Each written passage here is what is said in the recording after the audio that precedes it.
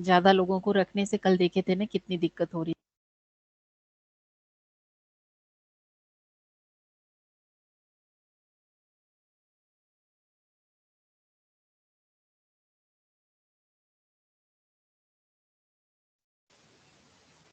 Good morning, everyone. Dear speakers and dear participants, I welcome you all to this session 3 on the second day of Faculty Development Program. The lecture will be delivered by Dr. Pallavi Sinha, Assistant Professor at Department of Zoology at Government NPG College of Science, Raipur. The lecture is entitled as Conversion of Organic Waste to Methane and Butanol through Dark Fermentation.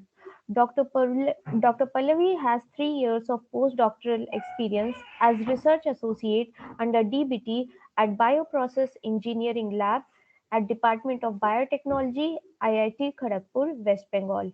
Dr. Pallavi has 11 publications along with a book. I would request Dr. Pallavi Sinha to take over the session. Over to you, ma'am. Thanks a lot for this brief introduction. Good morning to everyone.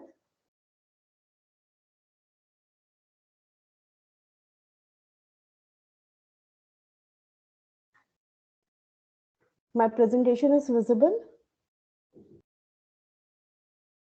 Yes, ma'am. Please go ahead. Okay. Okay. The topic of my talk is the conservation of organic waste in methane and butanol through dark fermentation.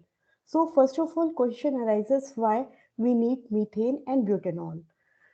If we see the present energy scenario, then at present the world energy demand is growing at the annual rate of 2%, and most of the electricity generated at present is based on fossil fuel.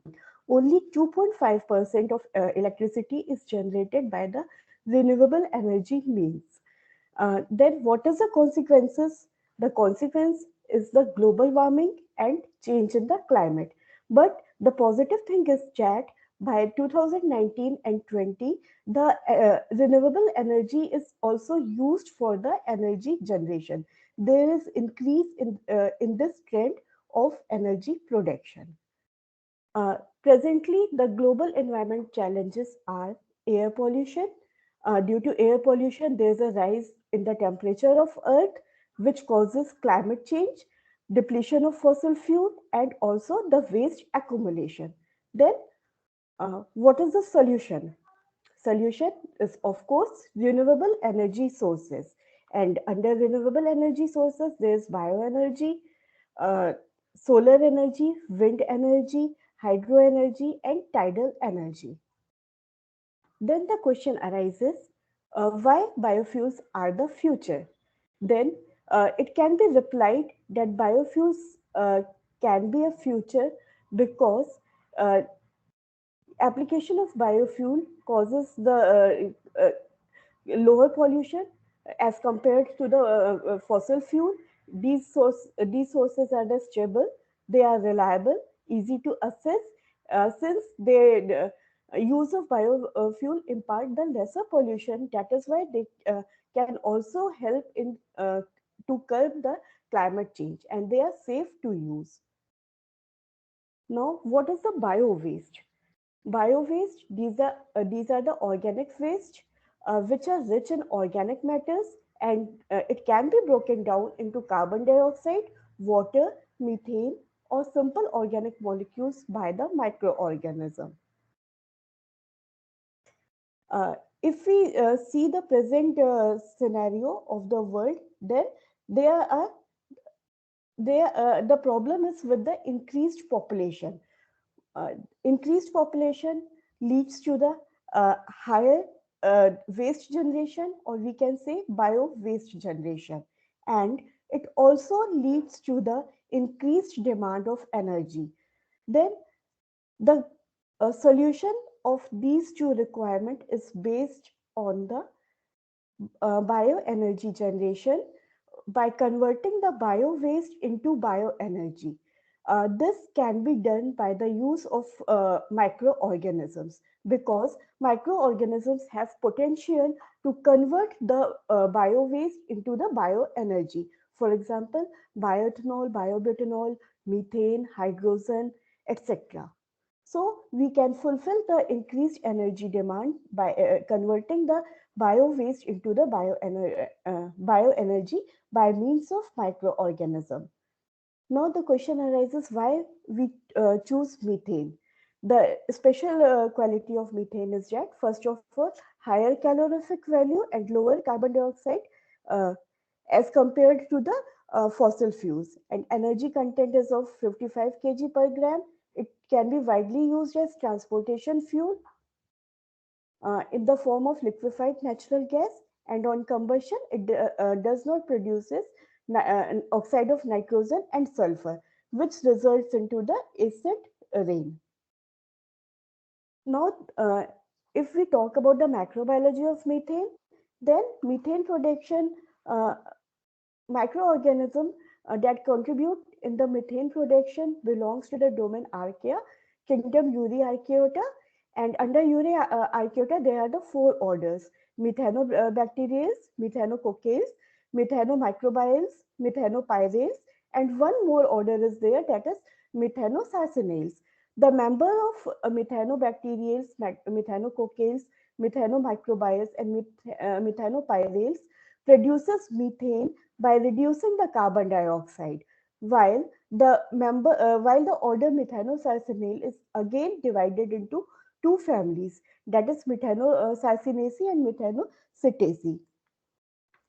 And the specificity of this order Methanosarcinale is that the members of this order convert the acetate into the methane.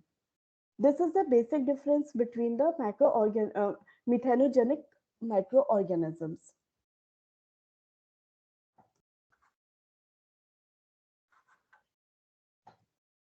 This is the biochemical pathway of methane production. Acetoclastic methane production is from the acetate. Acetate is converted into the methane, and hydrogenotrophic methane production is from the carbon dioxide and hydrogen. And one more pathway is there, that is a metallotrophic pathway that uses a methyl coenzyme M for methane production. The next is a butanol. Why we target butanol as a fuel? Uh, in dark fermentation, so many metabolites get accumulated. For example, acetic acid, butyric acid, acetone, propanol, ethanol, lactic acid, propanoic acid, butanediol, and butanol. The butanol is also act as the uh, target for the energy generation. The positive point of butanol, considering as uh, biofuel, is that first of all, the energy density of butanol is 30% more than that of ethanol.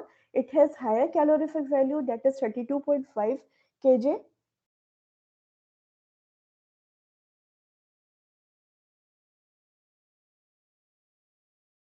Low freezing point, low volatility as compared to biodiesel and ethanol. It can be directly used in internal combustion engines, and it does not causes the corrosion, and it can be transported in the same distribution system used for the gasoline, and it can be produced from the different organic waste. That is why we are targeting butanol. Butanol can be also used as a fuel in jets. This is a diagram in which after some processing butanol can be used for the jet as a as a fuel. This is the metabolic pathway of butanol production, where after glycolysis, the where after the glycolysis and fermentation, different product, for example, acetoacetate, acetate, are accumulated, which can be converted into the butanol. Butanol production takes place in two steps. First is the acetogenesis step, and after that, there is a solventogenesis phase. First, in acetogenesis phase, uh, carbohydrate is or substrate is converted into the various acid. This step can be accomplished by the production of hydrogen and accumulation and with the accumulation of different volatile fatty acid. In solventogenesis stage, the accumulated volatile fatty acid is converted into the butanol. Acidogenesis is a characteristic of exponential phase of microorganisms, whereas butanol production is a characteristic of the stationary phase of the microbial growth. Uh, the growth medium required for uh, microbial fermentation consists of carbon source, nitrogen source, minerals, and vitamins. If we talk about the carbon requirement of the microbe, then the carbon based upon the origin and type of feedstock, the carbon requirement can be classified as follow. First, first group consists of the defined sugar, that is the pure substrate. It may be of monosaccharide, for example, hexose, pentose, glycerol, etc. Disaccharide containing the two carbons, example, maltose, lactose, sucrose. Polysaccharide containing more than two carbons, for example, starch, cellulose, hemicellulose, and xylene.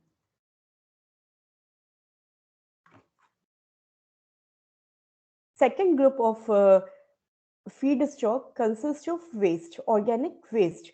And these organic waste are complex in nature and it cannot be used as such. The complex organic waste comprise of industrial wastewater, for example, food processing industries waste, dairy industry waste, alcohol beverage industry waste, algal biomass, energy crop, food crop, lignocellulosic biomass, sewage, household waste, and organic litters.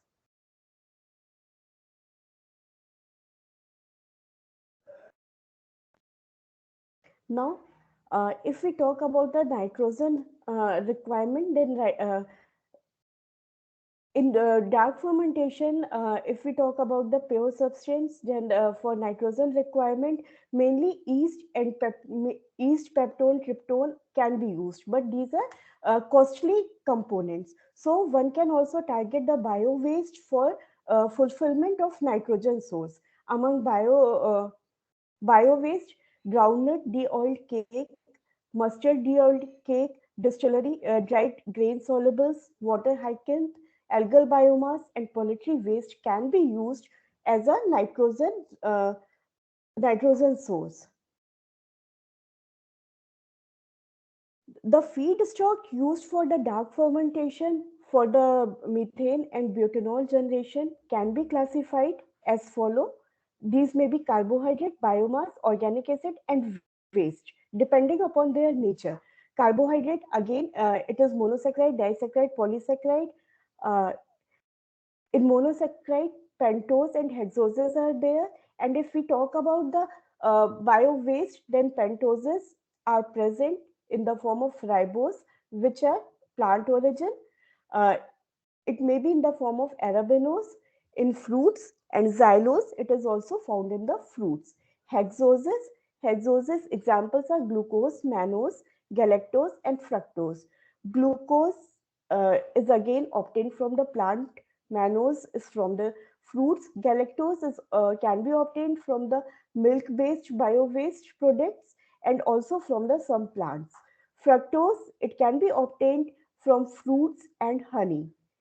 Disaccharide, among disaccharide, there are maltose, sucrose, and lactose. Maltose, it can be obtained from the food industries based on the corn and or corn syrup because it percentage is high in germinating grain and it is also found in the corn syrup. Sucrose can be uh, present in the sugarcane industries. Lactose is present in milk and it can be obtained from the bio waste obtained from the milk industries. Polysaccharides. Among polysaccharides, there are starch, xylene, cellulose, hemicellulose, lignin. Starch is obtained from the plant and algae. Xylem is present in the cell walls of plant and algae. Cellulose, hemicellulose, and lignin. These are the lignocellulose, and these are the plant's rigid building block. Biomass, among biomass, there may be energy crops, for example, miscanthus, cassava, wheat straw, barley straw, and corn straw. And food crops, example, carrot pulp, sugarcane, sweet sorghum syrup, corn starch, sweet potato starch. Organic acid, dark fermentation derived effluent, example, lactic acid, acetic acid, formic acid, citric acid, and oxalic acid. And waste, this can be industrial waste, agricultural waste, and municipal waste. Then the organic waste can be classified into into five broad types. First is the waste activated sludge, algal biomass, cellulose based biomass, food waste, and organic wastewater. These are the component of the organic waste that can be used in the methane and butanol production. First is the cellulose. The main property of the cellulose is that it is a homopolymer of glucose unit joined by beta 1,4 glycoside bond, and it has a crystalline ribbon-like structure. Source is cereal straw, vine shoots, sunflower stalks, sugarcane bagasse, and cotton stalks. Uh, Another property of cellulose is that it is not soluble in water at standard condition, but it starts dissolving at 180 degrees Celsius and is completely dissolved at 330 degrees centigrade. Next is the hemicellulose. Hemicellulose is the heteropolymer of pentoses, xylose and arabinose, and hexoses. For example, glucose, galactose, and mannose. It is highly substituted with the sugar acid, that is acetic acid, and due to its amorphous structure it is easily hydrolyzed in water at temperature above 160 degrees centigrade, and it is after hydrolysis it is converted into the monomers. Uh, the source of hemicellulose is sugar cane bagasse, corn cobs, sunflower seed hulls, and stalks. Starch. Starch is the polymer consisted from 10 to 35% of linear chain of alpha amylopectin and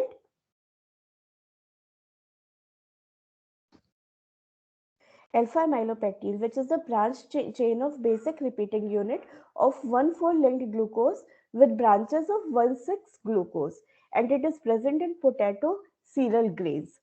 It get hydrolyzes very easily in hot water to produce glucose.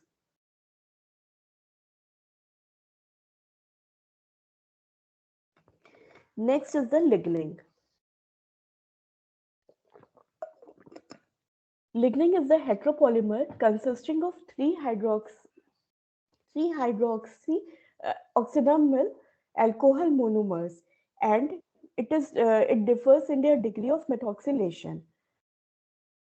Lignin is chemically the most resistant component of the lignocellulose, and dissolution and hydrolysis to monomers starts in near and supercritical water.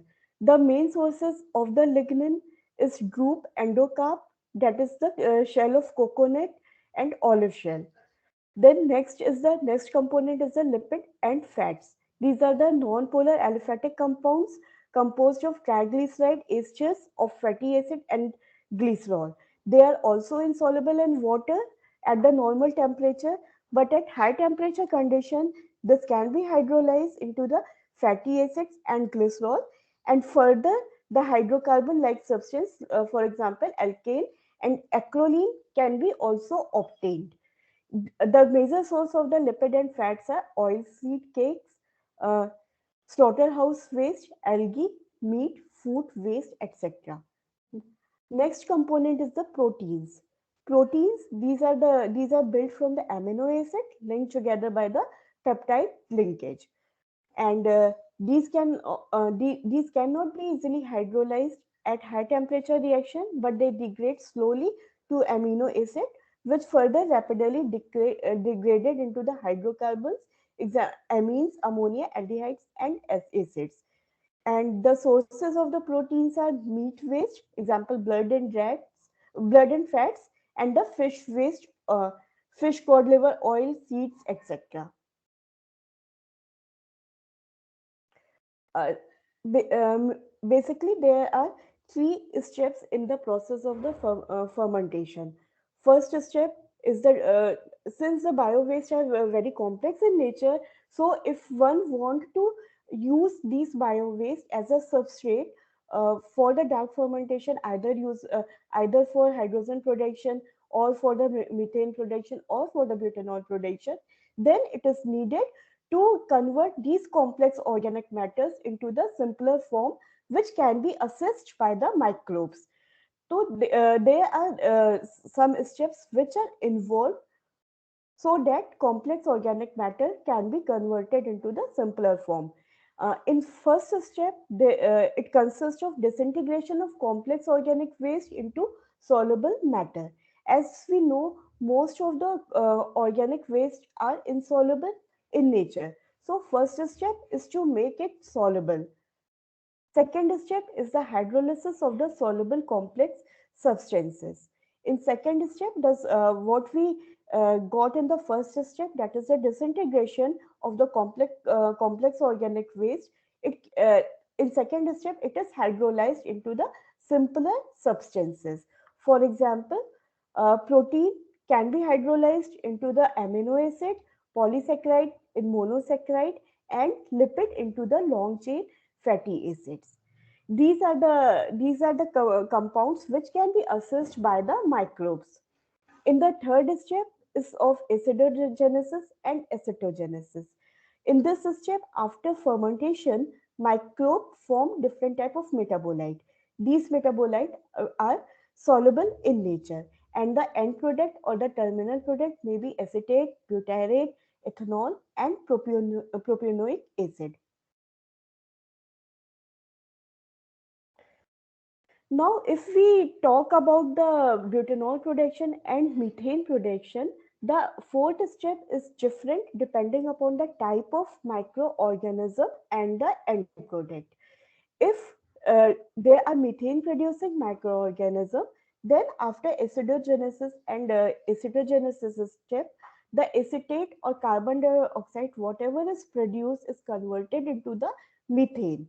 And in case of butanol production, the acidogenesis is extended by the next step, that is the solventogenesis, in which the volatile fatty acid accumulated in acidogenesis or acetogenesis phase is converted into the butanol.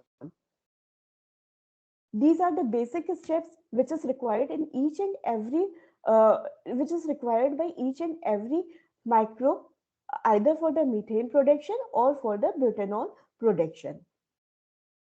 This is a flow chart uh, in which we can see how the uh, component or waste compound can be converted uh, into the methane and butanol.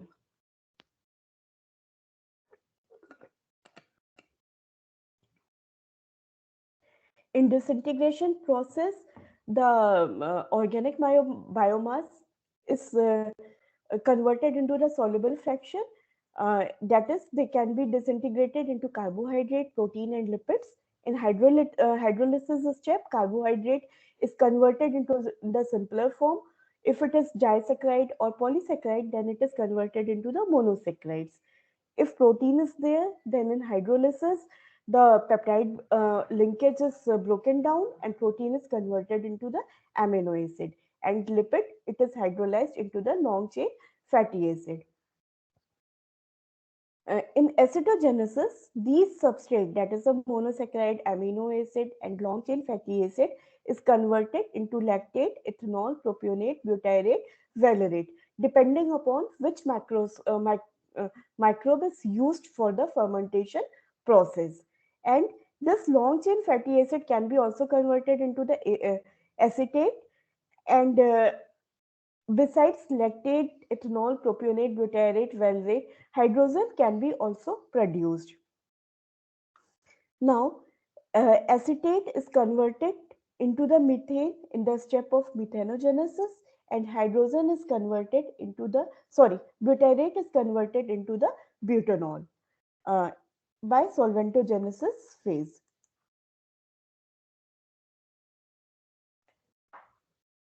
If organic waste is used as a substrate, then pretreatment is required, because, as I told earlier, that organic waste are composed of are composed of the structure which cannot be assessed by the microbes. So pretreatment is required so that the organic waste can be assessed by the microbes. Since low hydrolytic enzymatic activity is observed within the anaerobic culture, therefore pretreatment step is often required for hydrolysis of biomass, consequently to enhance the fermentation process. This is the flow chart of pretreatment processes. The pretreatment process can be divided into the four categories. First is the physical treatment, second one is the chemical treatment, third one is the biological treatment, and fourth one is a combination of the different type of pretreatment.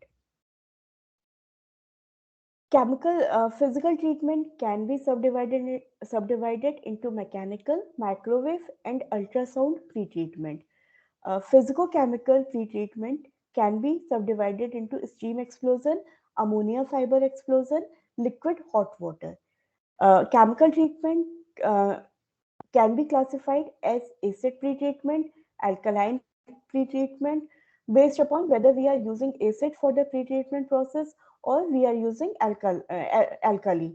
It can be organosolvenic liquids and deep eutectic solvent, and oxidative chemical pretreatment is also uh, used for can be also used. And another is a combined. In combined, two or more pretreatment process can be combined for effective hydrolysis.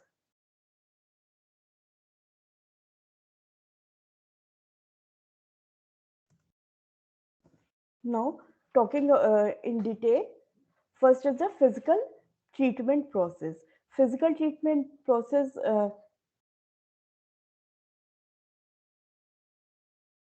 Physical treatment consists of mechanical treatment. In mechanical treatment, there is milling, grinding, and chipping, and ultrasonication. Uh, temperature control. Uh, Temperature control treatment consists of heat treatment and freeze and thaw treatment.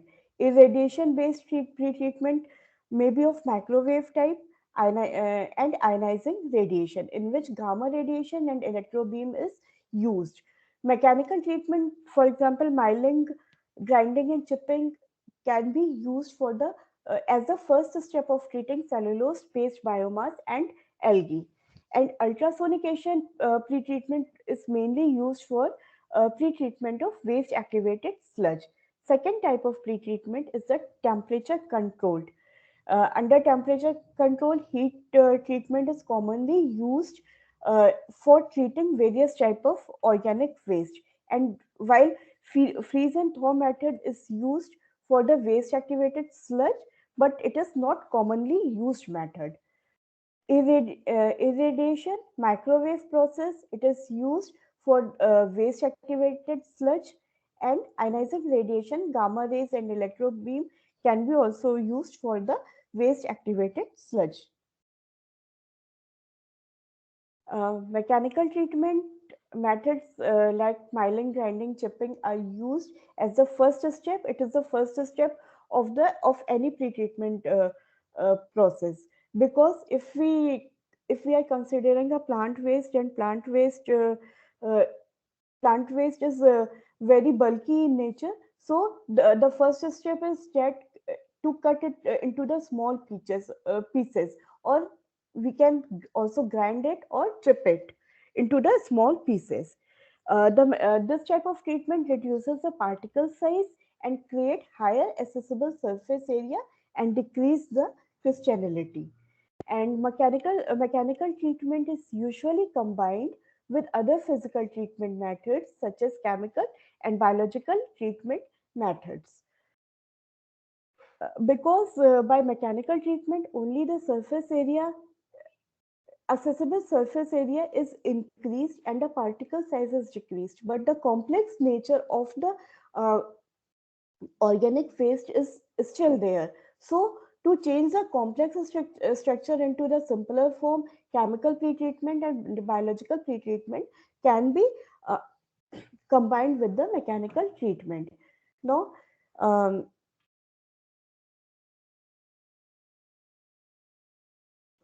these are the some reports where studies have figured out that the mechanical treatment can efficiently enhance the treatment efficiency of the followed treatment method. That is, if we are combining the mechanical treatment to some other uh, type of pre-treatment method, then the mechanical treatment enhances the overall treatment efficiency of the next method. That is, if chemical pre-treatment is followed by the mechanical treatment, then efficiency of chemical pre-treatment is enhanced due to the because we have first pre-treated the biomass with the mechanical treatment. Ye et al. Observed that the enzymatic hydrolysis rate of cellulose was increased by more than five-folds after the milling treatment. Uh, And Myocetal achieved 100% hydrolysis of lignocellulosic substrate with a minimum enzyme loading by using the stimulus ball milling. Next is the control temperature control treatment, in which first is the heat treatment. This heat treatment is most widely used method in solubilizing biomass for the fermentation. And high temperature can disrupt the chemical bond of the cell wall and membrane, leading to the solubilization of cell component and deterioration of the microbial protein. It is essential to choose an appropriate temperature in the heat treatment. Appropriate temperature is necessary for the heat treatment process, because heat also denatures denatures the protein and other composition of the biomass if appropriate temperature is not taken. It is essential to choose. Low temperature may be may be insufficient for the disintegration, while too high temperature can result in into excessive degradation of the organic matter.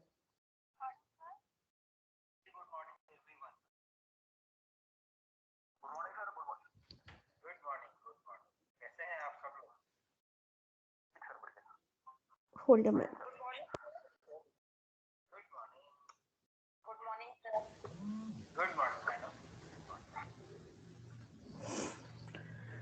And that is why a proper temperature is utmost necessary if one take the heat pre-treatment process.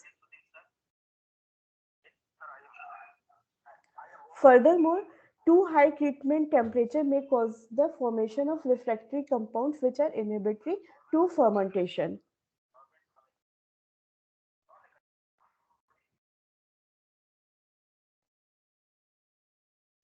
The most widely used condition of is 121 degrees Celsius for 20 to 30 minutes. And if we take the algal biomass, then the treating temperature ranges from 65 to 180 degree centigrade with the 15-minute to 60-minute of duration. Similar with the case of waste activated sludge, the most commonly used condition is 121 degrees for 15 to 20 minutes. And for the cellulose based biomass, treating temperature ranges from 50 to 220 degrees Celsius, and duration of time is from 90 seconds to 90 minutes. And since heat treatment is usually combined with other treatment methods, in treating cellulose based biomass, the temperature adopted varies a lot according to the combined treatment methods. Next pre-treatment is the freeze and thaw pre-treatment. And freeze and this type of pre-treatment is basically used for the treating waste activated sludge, and it involves the cycle of freezing the sludge at extreme temperature and then thawing at room temperature, and this process is repeated for several times. During these strong fluctuation in temperature, cell swelling is caused by intercellular ice crystals formation, and consequently cell aggregates are damaged and disrupted. First of all, Chang et al. Reported the effects of freeze and thaw treatment on rice straw, and a significant increase of enzyme digestibility from 48% to 84% was obtained, indicating that freeze and thaw can be good candidate when combined with the enzyme treatment.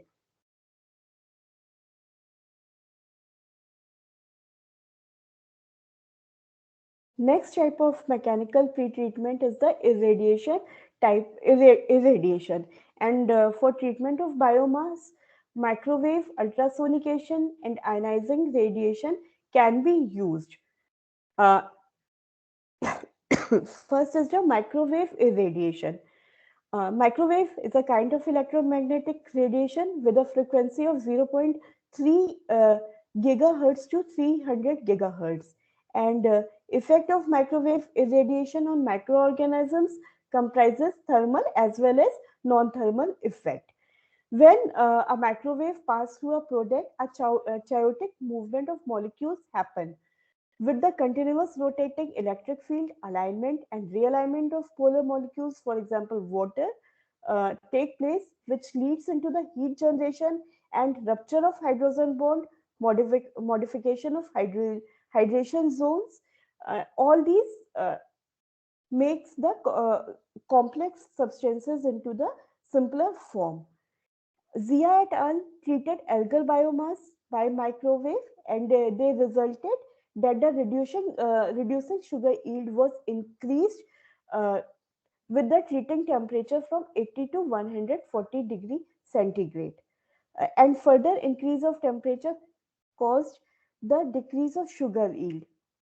When the treating temperature was fixed, microwave time had little effect on the sugar release.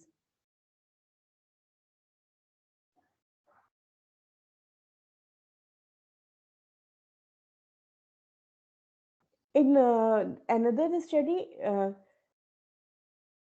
another study, Kuglas et al. Compared surge-treated uh, treated by microwave of 700 watt to 900 watt at same temperature, and it was found that the better performance was obtained when 900 watt is used.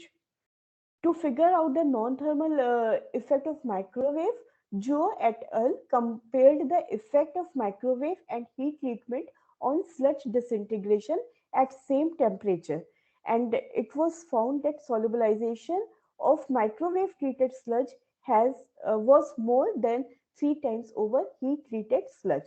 Thus, we can say that the for waste activated sludge, microwave process is better than that of the heat treatment, because the solubilization is found more in microwave treated sludge. Thus, it can be concluded that microwave is a quite potential treatment method for disintegrating the biomass in dark fermentation. Uh, this is uh, uh, this is one of the work in which the polyacrylamide flocculated waste activated sludge uh, is treated uh, under microwave condition, and it was found that the anaerobic digestion is found more, and also the methane production is found more when this sludge is treated with the microwave. Next process is the ultrasonication. Ultrasonication is also considered as a mechanical pretreatment method, but it owns both physical and chemical effect. During the ultrasonication process, shear forces, high localized temperature and pressure results generation of highly active radicals in the medium, resulting in cell disruption and particle solubilization. Guo et al. Improved COD solubilization of waste activated sludge by 87% using ultrasonication treatment.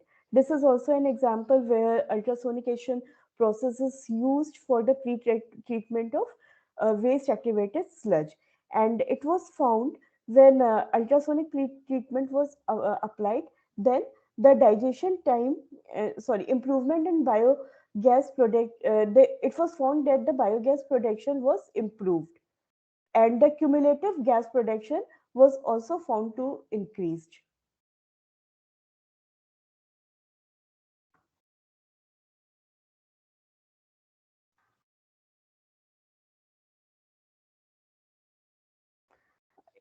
In waste activated sludge, waste activated sludge can be also used uh, as a mixed microbe for the dark fermentation process.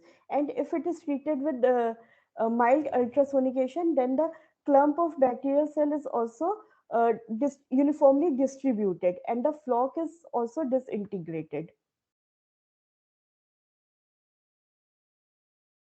Next is the ionizing radiation.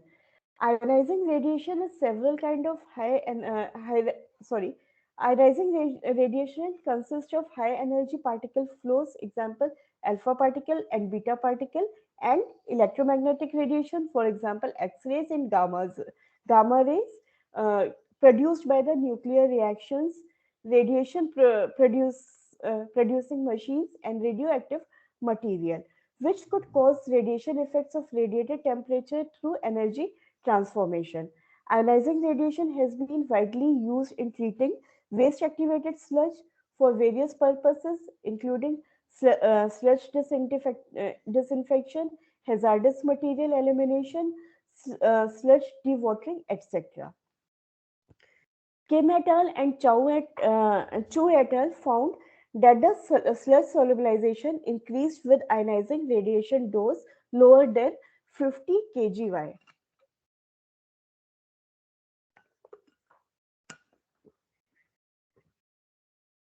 Back et al. Examined the effect of electron beam radiation on enzyme digestibility of rice straw, and the results showed that the glucose yield was increased with the increase of electron beam from 0 kilogray to 80 kilogray, but declined when the treating doses increased to the 90 kilogray. Next process is the chemical treatment process. Under chemical treatment process, it may be pH control treatment, and pH control treatment comprised of acid treatment and base treatment.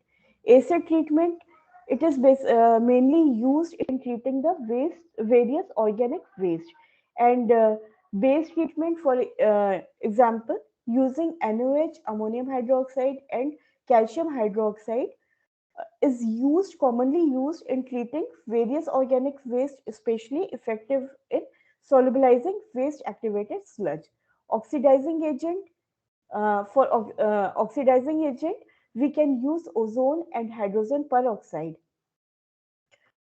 Uh, and it is used for the pretreatment of algal biomass and waste activated sludge.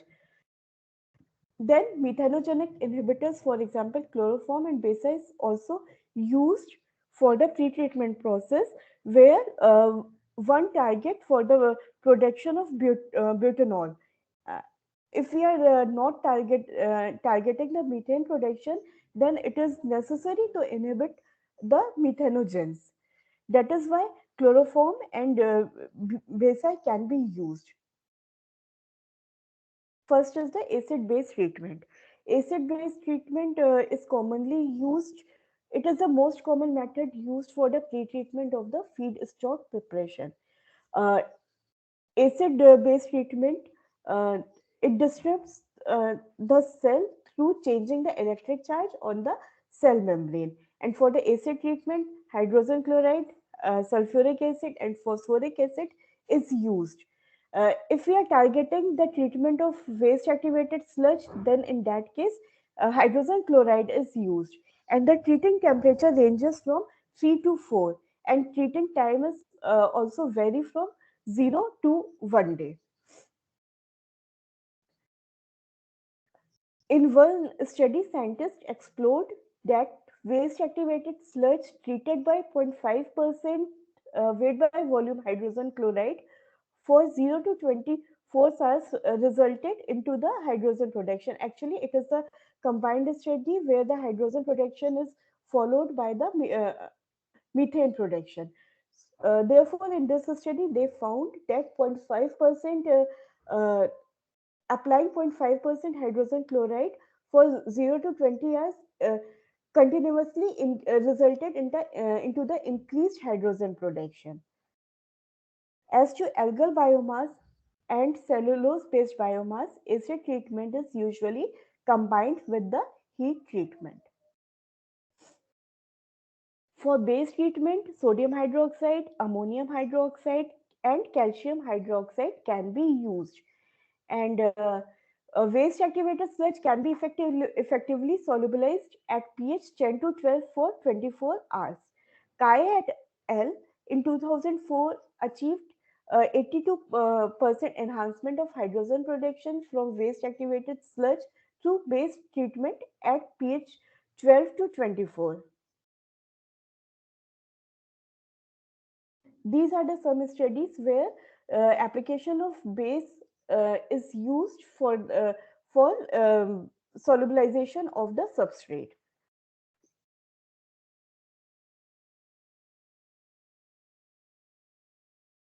Acid and base treatments are usually conducted at the room temperature. Besides heat treatment, they are most commonly used treatment methods for the convenient operation and high efficiency. Because first of all, acid and base treatment does not require the input of energy, and these are also economical. That is why acid and in most of the fermentation studies, acid and base is used for the pre-treatment process. Cheap and efficient acid and or alkali can easily promote their application. However, both acid and base treatment require long resident time when they are used alone. This is one of the drawback if one is using uh, only either acid treatment or base treatment, then the resistant time is more. That is, the more time is required for the pre-treatment process. But if it is combined with some other treatment, for example heat treatment, then the time can be shortened. And another drawback is that in case of acid and base treatment, some inhibitory compounds are also formed. And one more limiting factor is that pH adjustment is required after the treatment process, because as we have seen that for acid treatment pH required is in the range of 3 to 4, and for base treatment the pH required is about 9, 10, and 11. But if after pre-treatment, if the pre-treated mass is used as a substrate, then one have to adjust the pH, because each and every microbe grow in a defined pH range. Uh,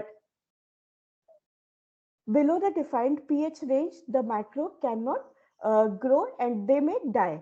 And that is why a pH adjustment is utmost necessary after the pre-treatment process. And this addition and the addition of chemical reagent creates more work for the subsequent process. Other process, for example microwave ionizing radiation, these does not require the adjustment of pH. So there is one more step if we take acid and base treatment. Next is the oxidizing agent. uh, for ozonolysis process, ozone gas is used to solubilize the biomass. And unlike acid and base treatment, neither inhibitory compounds are formed during the ozonolysis process nor residual chemical reagent are left after the ozonolysis process. And treatment efficiency of ozonolysis process is affected by aeration rate of ozone, processing time, and water content of the feedstock. Young et al. Examined sludge disintegration by ozone dose ranging from 0.05 to zero point 0.2 gram ozone per gram of dry solid, and the time duration he used is from 0 to 60 minutes. And it was found that the highest sludge disintegration was obtained when 0.15 gram ozone per gram of dry solid is applied for the 60 minutes. And Wuel et also revealed that the increasing ozone dose from 0 to 6.5 mg ozone per gram straw and ozonation time from 0 to 150 results into the best pretreatment.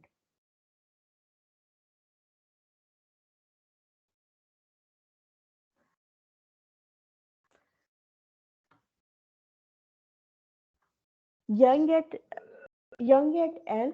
Examined sludge disintegration by ozone dose ranging 0.05 to zero point 0.2 gram ozone per gram dry solid and the time duration of 0 to 60 minutes. The highest sludge disintegration degree was obtained when 0.15 gram ozone per gram of dry solid is used for 60 minutes. And ozonolysis has showed its potential application in treating biomass for its high efficiency. But considering the large amount of ozone required in large scale application, economical efficiency of this technology will need to be further discussed.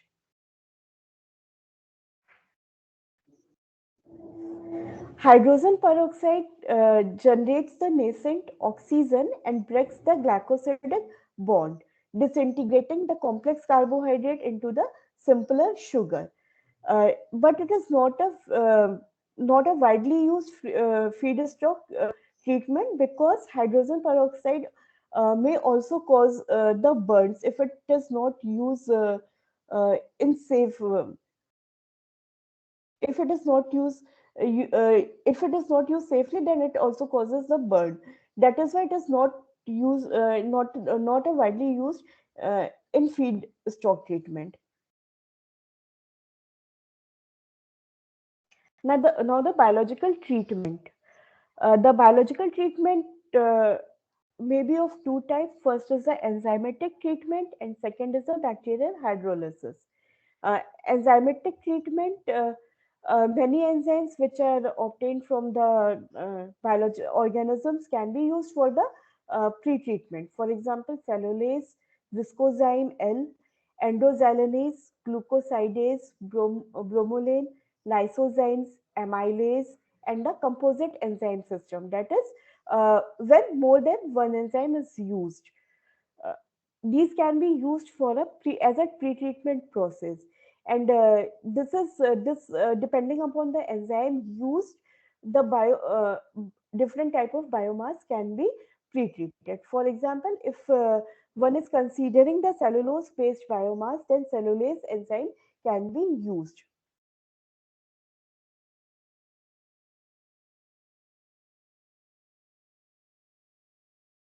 Sorry, this is a typing error. Next is the bacterial hydrolysis. In bacterial hydrolysis, fungi, for example, white rot, brown rot, soft rot, and cellulose-based biomass, cellulose-based biomass can be used for the bacterial hydrolysis pre-treatment.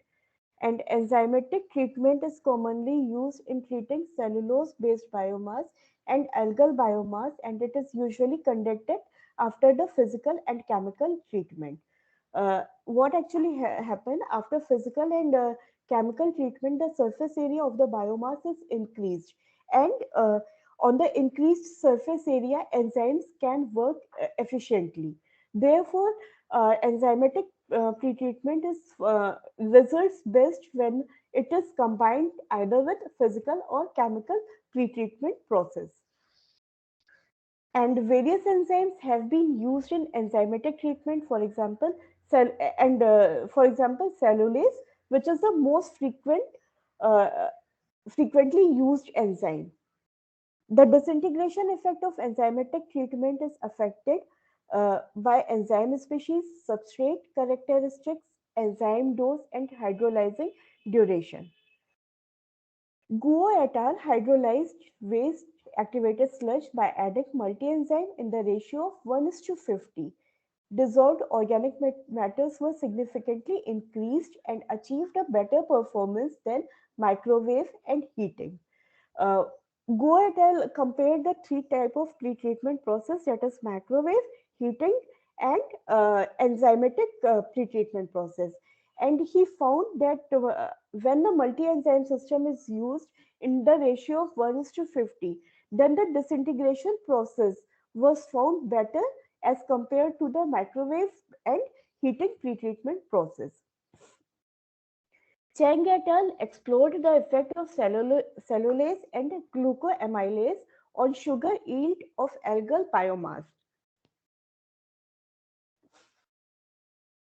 The application of both enzymes showed significant advantage in sugar release than cellulase alone. Thus, he concluded that when the cellulase and glucoamylase is used in the combination, then the algal biomass is disintegrated maximum and produces m- and releases the more sugar. Besides enzymatic treatment, microbial hydrolysis is also can be also applied for decomposing the biomass. The commonly known hydrolysis is the disruption of lignocellulosic biomass by the fungal treatment. And among the fungi species include white rot, brown rot, and soft rot fungi. White rot fungi, that is the Phanerochaete chrysosporium, is most widely used for the disruption of lignocellulosic biomass. This biological treatment is usually conducted in mild condition because we are using some biological component, example enzymes, or we are using some organism. We can use white rot, brown rot, and soft rot fungi. That is why mild condition is necessary, because the uh, enzymatic reaction also take place at the mild conditions. And if we are targeting any microorganisms for the pre-treatment process, then mild condition is required. In very harsh condition, microorganism can die and it cannot work properly. However, because of the low hydrolysis rate, most biological pretreatment are time consuming and hard to be commercialized. This is the main drawback of the biological pretreatment process.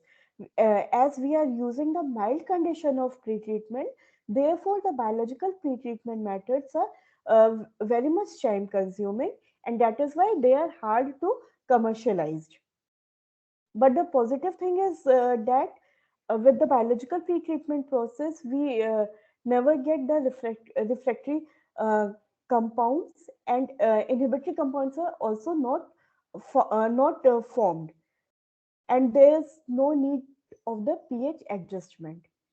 Energy input is also is not required. These are the some positive uh, points of the biological pre-treatment method.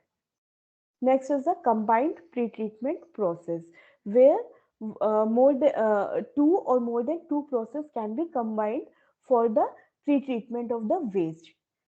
To disintegrate biomass more efficiently and take advantage of various treatment methods, the combination of different methods is studied.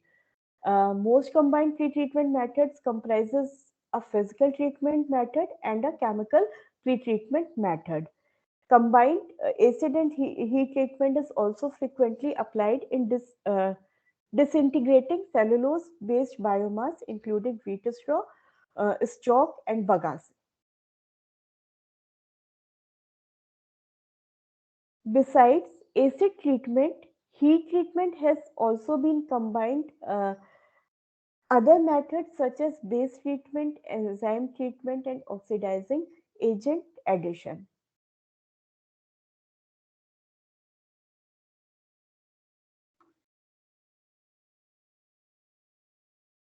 Kang et al.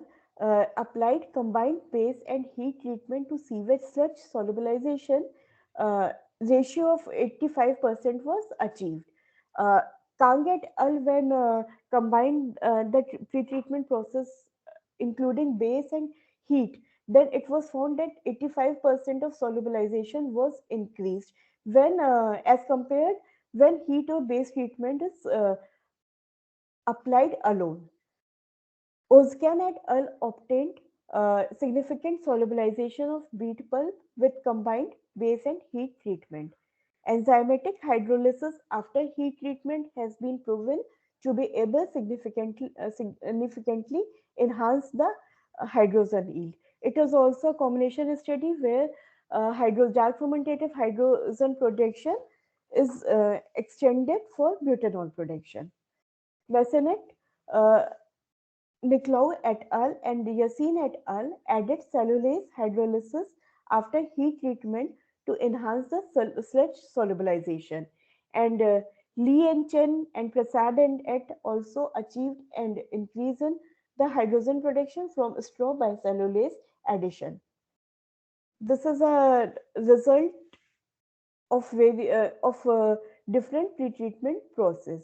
It was found that for waste activated sludge, uh, physical physical pretreatment methods are mostly used. Uh, uh, about 37 percent of the total studies conducted on the waste activated sludge in 37% use the physical pretreatment process.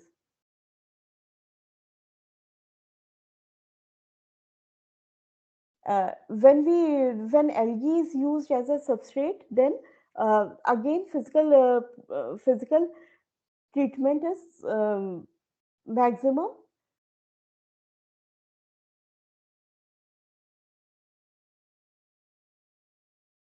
In case of cellulose based biomass, combined pre-treatment, uh, in most of the studies, combined pre-treatment method is used. About 44% studies of all the studies conducted use the combined pre-treatment method.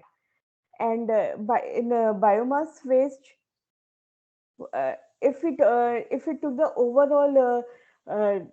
overall strategies, then uh, for treating the biomass waste, maximum studies are conducted for the physical pretreatment process.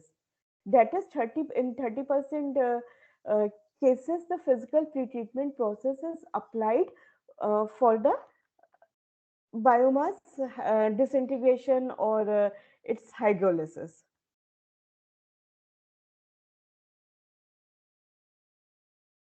So it is very hard to conclude which pretreatment method is the best suited. In some cases, the best disintegration does not mean the best product formation. Severe treatment conditions bring out good dissolution performance as well as the loss of the organic matters and formation of refractory substances. Thus, the review of pre-treatment supplies reference for selecting a treatment method, a specific treatment condition still need to be explored according to specific circumstances. These are the some studies where the different biomass is used for the methane production.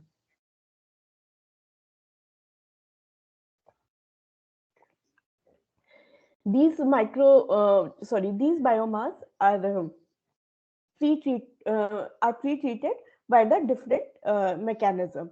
For example, maize and amaranth is used as a substrate, and inoculum used as a mixed microorganism. Pre-treatment processes in selling techniques, and methane yield obtained was 349.5 ml methane per gram of organic dry mass. In case of maize, The inoculum was a sludge. Pretreatment process is not given here, and it was found that the 379 milliliter per gram of volatile solid uh, methane is formed. In case of barley, the inoculum is from the anaerobic reactor, and the pre-treatment process is physical, that is the mild. And in this case, 14.8 ml per gram of volatile solid methane is produced. In case of sugar beet, inoculum is again digested, that is from the anaerobic biodigester, and pre-treatment processes in all these studies, the pre-treatment process involved is the silage, and the methane yield uh, is obtained. In case of sugar beet, it is obtained in the range of 350.4 to 399.4 milliliter per gram of organic dry matter. In case of sunflower, it is from 210 to 286 milliliter per gram. In case of winter wheat, it is 269 to 327 milliliter per gram of organic dry mass. In case of sorghum, it is also found to be 341 to 378 milliliter per gram of organic dry mass. It is a comparative analysis, and some of the results of the methane production by the bio waste or the biomass.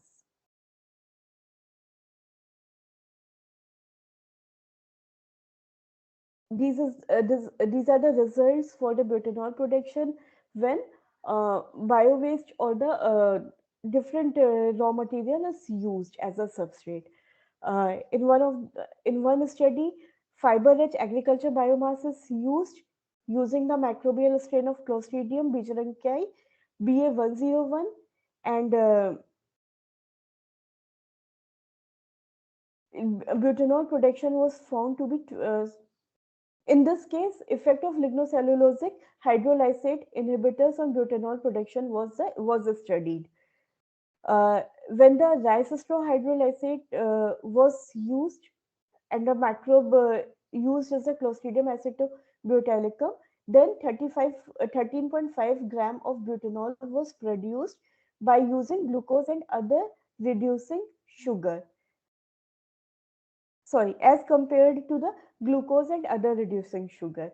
In case of corn and glucose with butyrate as a co-substrate, uh, the optimal butanol productivity was found to be 4.6 gram per liter per hour. It is a continuous system. When molasses, whey, permeate, cassava, and artichokes are used by Clostridium acetobutylicum, then in that case, 11.8 uh, gram per liter of butanol produced. But in this case, metabolic engineering was also applied. Cassava starch and cassava chip is used as a substrate, and in this case 21 and 19.4 gram per liter of total butanol was produced. In case of glycerol, the chemostat culture yielded predominantly butanol with the 1,3-propanediol. Then the glycerol, again in this study, substrate used was a glycerol, and it was found that 18.8 gram per liter of butanol was produced. When biomass of Chlorella vulgaris is used, the butanol concentration and yield and productivity were found to be 13.1 gram per liter uh, by 13.1 gram per liter, and the substrate used was a 0.58 mole per mole of sugar.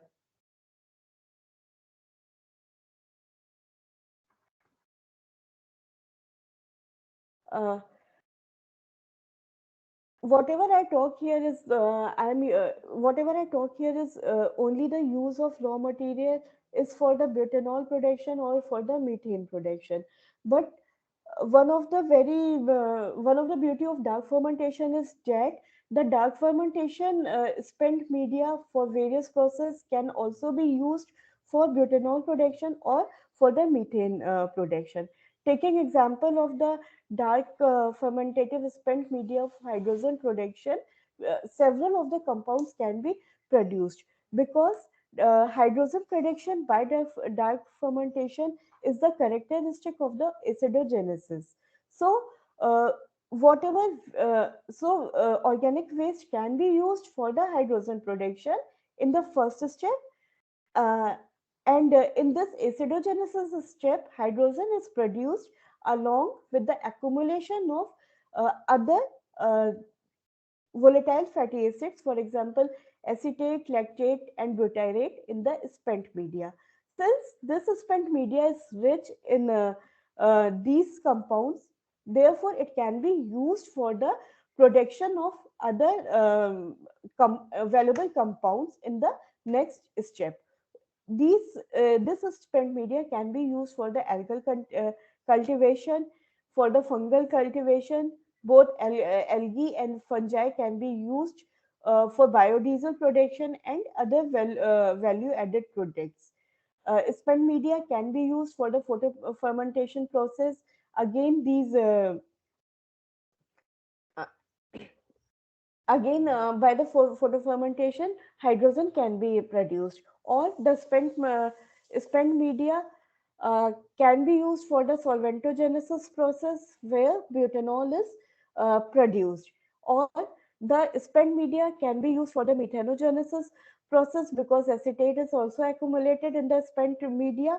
So acetoclastic metagenic culture uh, is applied, and from the spent media methane can be produced.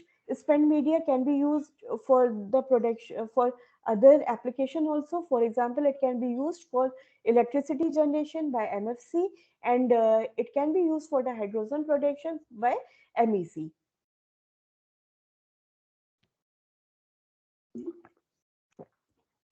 In several studies,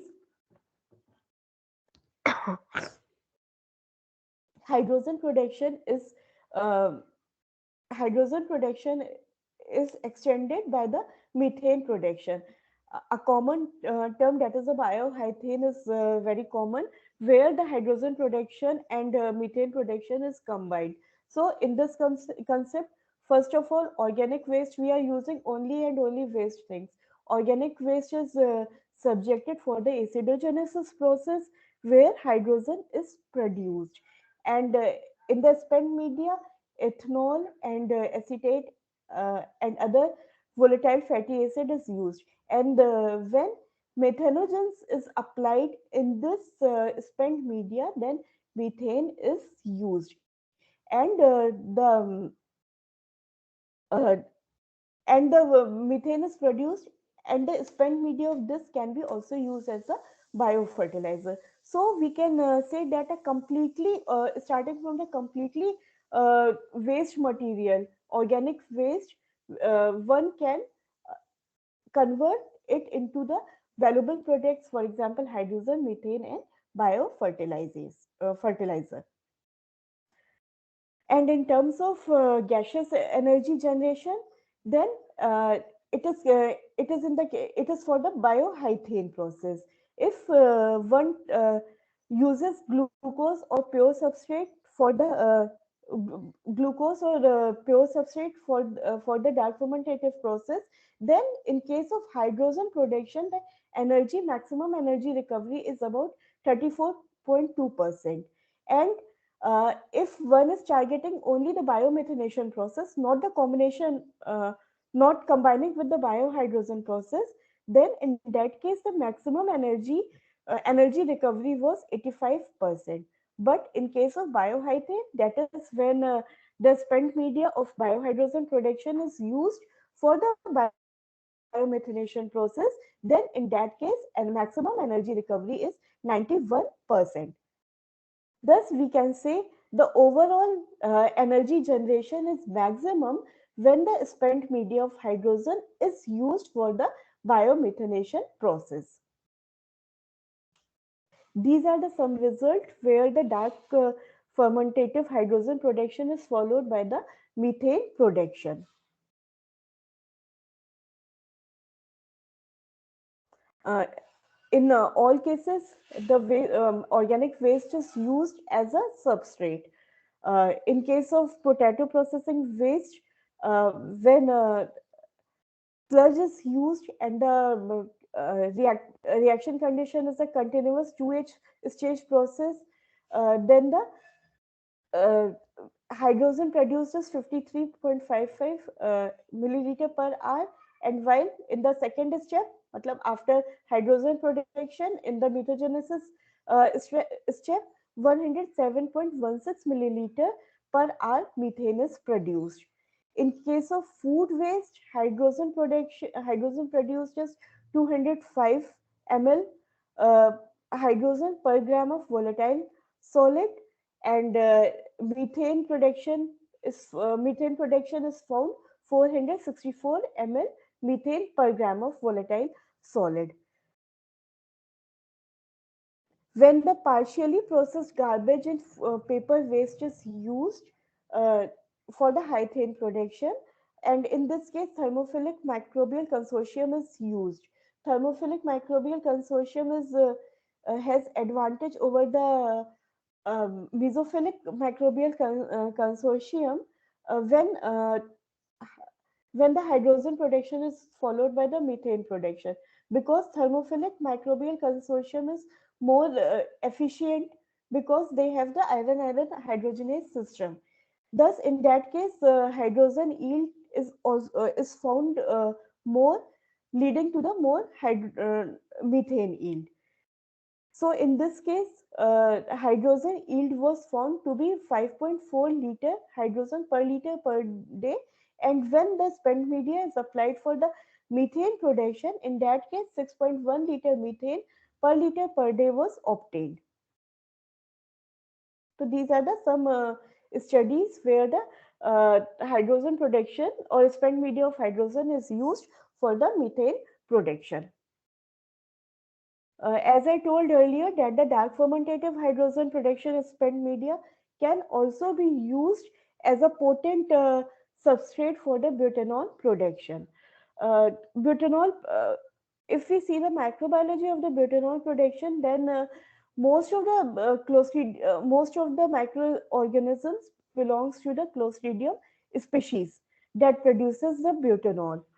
The characteristic of Clostridium is that these are the obligate anaerobe, and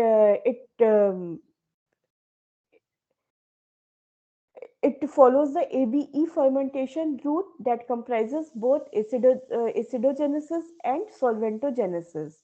And butyric acid butyrate is converted into the biobutanol via the solventogenesis step.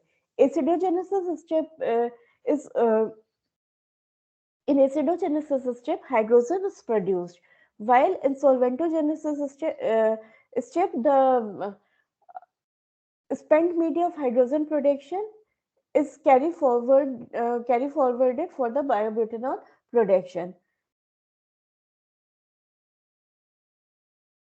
This is overall energy recovery uh, when the hydrogen production is followed by the butanol production. In first stage, that is a acidogenesis stage, when hydrogen is produced, when only hydrogen is produced, then the energy recovery is 24%. But in the second stage, that is when the solventogenesis is applied, then the energy recovery is 49%. And if both the process is took together, that is the hydrogen production followed by the butanol production, then the overall energy recovery was found to be increased by 73.5%. So we can say that if we consider only a single process, that is either hydrogen production or the butanol production, then the comparative energy recovery is lower. And when the both processes combined together, that is the hydrogen production is combined with the butanol production, then the overall energy recovery is increased. These are the some studies. where butanol production from dark where butanol is produced from the spent media of dark fermentative hydrogen production. Uh, when Clostridium acetobutylicum is used and the substrate used as a pre-treated oil palm empty fruit bunch, then in that case the cumulative hydrogen produced in the acidogenesis phase is the 282.42 milliliter per liter, while the butanol produced is the 2.75 gram per liter. When Clostridium acetobutylicum, again this strain is used and the biomass is crude cunning hem, Hemelicinota biomass, then in that case cumulative hydrogen produced is 260 and the butanol is found to be 2.19 gram per liter. In case of Clostridium sporogens, uh, cumulative hydrogen produced was 1200 milliliter per liter and the butanol yield was found to be 5.00 gram per liter. We see that in case of Clostridium sporogens, the butanol yield is more. The reason behind that is Clostridium sporogens have tendency to form the spores, and by spore formation, they protect themselves by the accumulation of the butanol. That is why the longevity of the strain is increased and more butanol is produced. In case of Clostridium species B0H3, when rice bran is used, 1880 ml of milliliter per liter of hydrogen is yielded, while the amount of butanol was found to be 3.81 gram per liter. Again, when this strain is used with xylene, then in that case, somewhat lower hydrogen and butanol is used. Uh, in case of Clostridium acetobutylicum, ATCC 24, when glucose is used, then cumulative hydrogen produces 3293.30 and butanol produces the 1.85 gram per liter. So these are the some studies where the dark spent media of hydrogen production is used for the butanol production. By this, I will end my presentation uh, and by saying this proverb that treat the earth well as it was not given to you by your parents, but it was loaned to you by your children. We do not inherit the earth from our ancestors and we borrow it from our children. These are the some references, and I am thankful to the organizing committee and the participants. If there's any question, then I'm here to answer it. Thank you so much for your wonderful presentation on how to convert organic waste to methane and bioethanol using dark fermentation. Now, I would request all the participants to put forward their queries.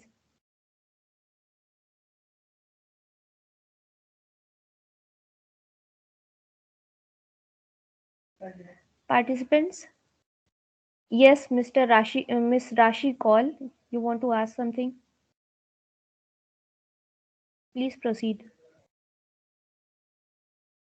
Ma'am, the presentation was really very nice and elaborative also. The only one thing I want to ask, what is the economic feasibility for this thing, for the production of methanol, ethanol? Uh, Pardon? I'm not getting your How question. feasible is it economically? And because now, since see, we are actually, my area of specialization is also into alternative fuels, and Okay. we know that biodiesel has been in like it is a much researched topic now, and Uh-huh. in many countries it has been used till 20% in the fuel also. Mm-hmm. The only point over here is now, since the world is also moving towards the electrical energy, electrical vehicles also. Yes. So, how do you think? Because we know that as per the government policy, we know that ethanol is also being, told that from 5% we have to increase it up to 20%. We have to do the blending in the petrol and even in the diesel also. Yes. So, Do you think it is viable, like economically it is viable? Yes, Will there economic. be any benefit of, because since now the world is also focusing more on the electric vehicles also. It is feasible economically. It is very feasible because we are using the waste. We are using the waste, bio waste. We are targeting the bio waste, and these are the very cheap material that can be converted into valuable products. For example, butanol, hydrogen, methane. That is, it is done by the cheap sources, very cheap sources. So, and if we are consider about the e-vehicles, then again, if we are not considering the bioethanol, biobutanol, or biomethane process, then we have to depend upon the fossil fuels for electricity. We are charging it. Right. Then again, there is a depletion of fossil fuel, and again there will be the problem of pollution.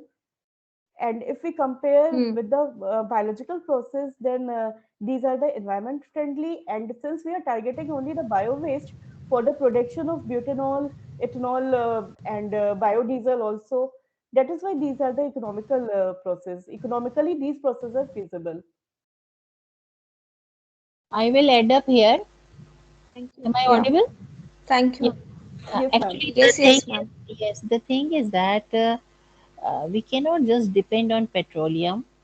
We cannot depend on uh, uh, just ethanol or electric vehicles. We have to look for the alternative sources of energy, and that may be either for fueling purpose or electricity generation or transport sector. It depends. The thing is that you have to look for the available bio waste at the specific zone and use the specific technology for its conversion to the alternative source of energy, that is your green energy, which may be any of the biofuel which is being discussed. It may be your biohydrogen or bio CNG or biobutanol or any other low molecular weight alcohols which can be used as a biofuel. Okay. The thing is that Right. the policy has to be made in this direction, and government has to work seriously to utilize all those energy rich waste for its proper judicial utilization. I was there in a meeting of the policy making, where it was decided that we have to reach up to 20% blending of the bioethanol to your Hmm. petroleum, because it is going to enhance the efficiency and simultaneously it is going to reduce the emissions. So the objective is to reduce the carbon which is getting emitted in the air, because day by day everyone is getting a lot of health issues due to the global warming, and the climate change is affecting overall the ecosystem. I'm not specifically telling only air, overall ecosystem is getting affected. Okay. Yes, ma'am. And many of the countries have already adopted all these technology. So it is now well established technology. The thing is that हिम्मत रख करके इसको आगे बढ़ने की जरूरत है. अगर हम हिम्मत हार जाएंगे तब हम कभी भी आगे नहीं बढ़ पाएंगे.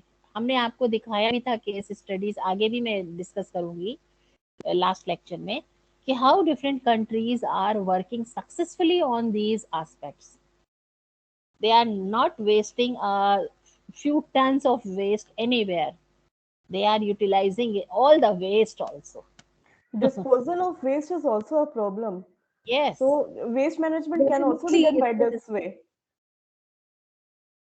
Yes, because that is what I actually like. Because if we are going to, in any way curb this waste and convert it into something useful energy, then definitely it is going to work out. But then the waste that we are generating in India, first of all, there are so many states, states in our country itself, wherein the waste is not getting segregated. Like we have been focusing for such a long time now that the wet waste, the dry waste, but still it's getting, people are not so much particular about it.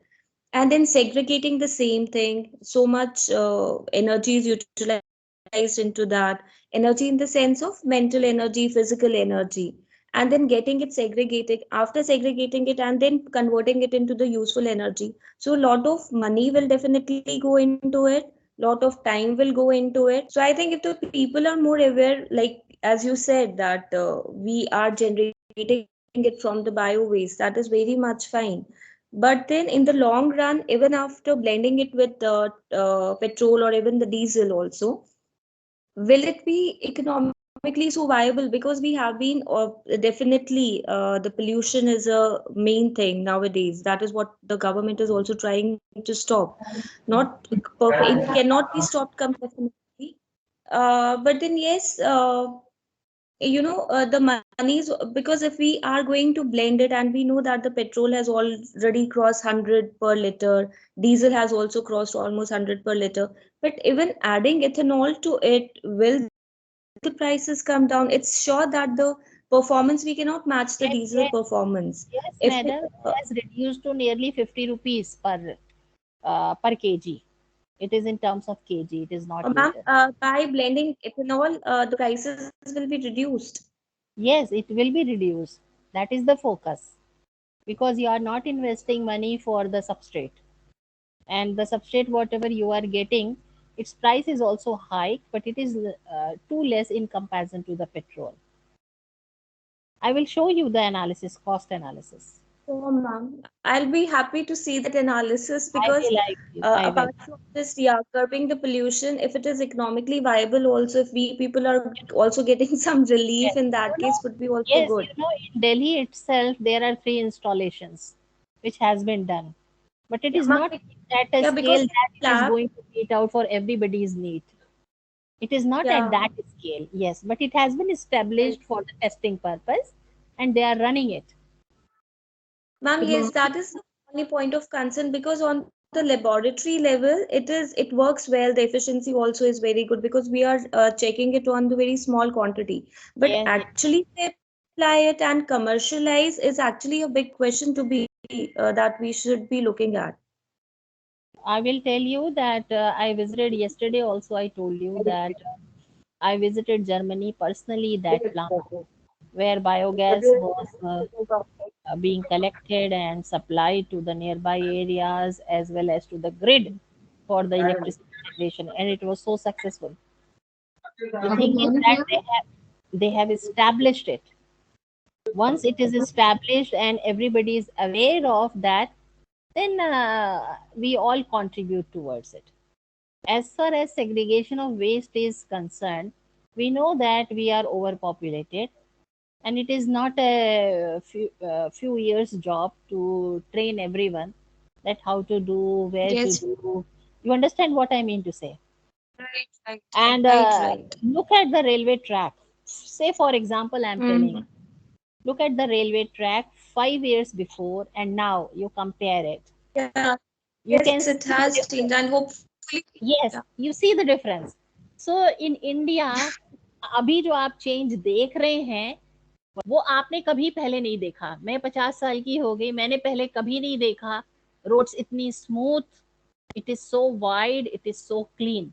This is the first time in my life I am looking at the platform, railway platform. I never, matlab, whenever I was there in to catch any train, to board any train, I always avoided to be at the platform. And now I have no issue because it is all so clean. See the track. Otherwise, it was just flooded with the urinals, stools, and so much of garbage everywhere. Actually, we people are responsible for it. Only the government Exactly, ma'am. can't Yeah, do. Yes, we have to take the responsibility. That is the main point. that yes, and that starts from every home. Mm-hmm. Yes. Hope Okay, the Thank you Pallavi, so much, it ma'am. was a nice Thank talk. you, Pallavi. Thank you, Everybody ma'am. enjoyed it. Thanks a lot, madam. Hope the question is done. Dr. Jyotsna Sharma also wants to ask something. Dr. Jyotsna, please go ahead. Good morning, ma'am. First of all, thank you so much for this wonderful session, and I really learned a lot.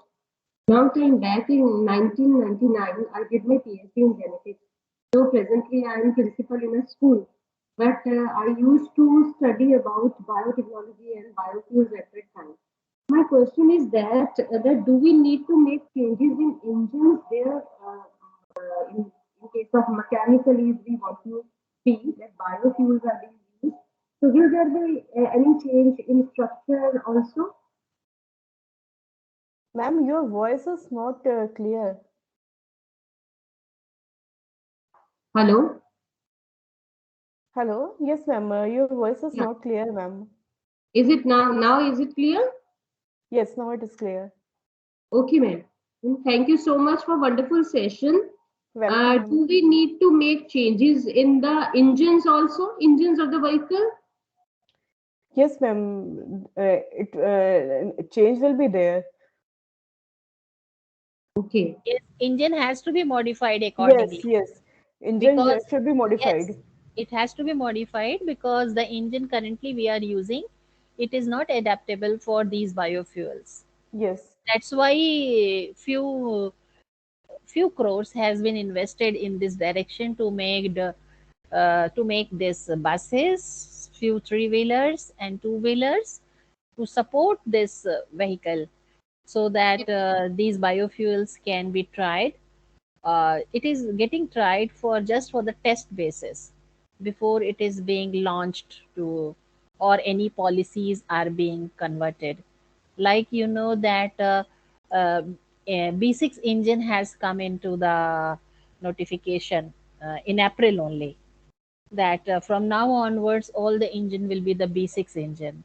You all must be aware of it. So it is all for just to get that key, the blended one can be used in your vehicle.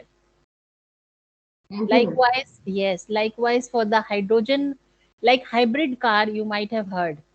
Hybrid yes. car is having that hybrid of your solid oxide fuel cell along with the blended petrol. The ignition, at the ignition time, they are using the hydrogen as a fuel, and then you are running it on the blended petrol. So they are trying it, they are doing it like the electric vehicles. They have a different engine. Thank you, ma'am. Yes. Hope the question is done. Is there any other query or question that needs to be addressed? Participants, please raise your hand and we'll call you by name.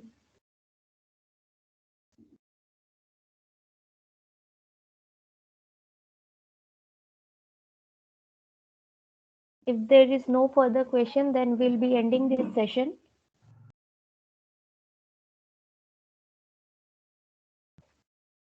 I think we are done with the queries. Thank you, ma'am.